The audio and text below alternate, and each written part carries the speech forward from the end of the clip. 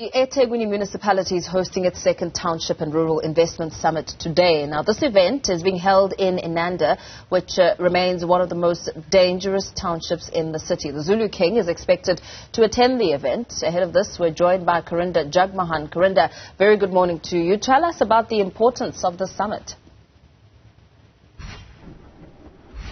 It is one of the more important summits here, especially in the wake of recent disasters that have left the KwaZulu-Natal economy wanting in terms of billions of rands.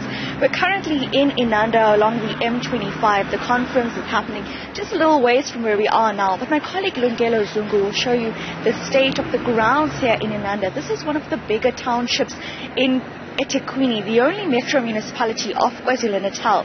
Waste collection remains lacking in this area, along with other townships around eThekwini. You can see here, this is just one example of the kind of waste you see lying around the township.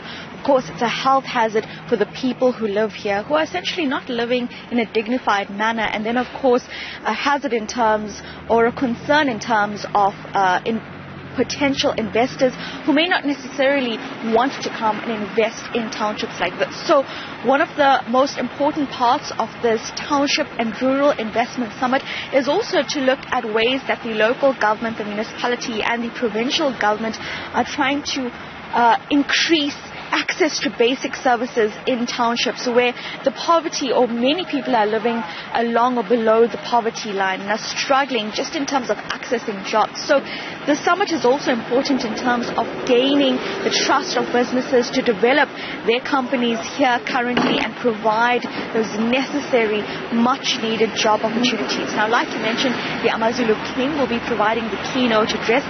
eThekwini is actually surrounded by a number of rural areas that also fall under the guidance of the Ngonyama Trust Board. So we'll see members from the board also presenting addresses here. And these discussions will be also how to attract investors to develop rural areas. You know that during the December holidays, we go to the beach grounds. There's lots of people coming to the coastal part of eThekwini, of Durban, to enjoy those areas. But there's much beauty that lies in the outskirts of eThekwini, the townships, the rural areas.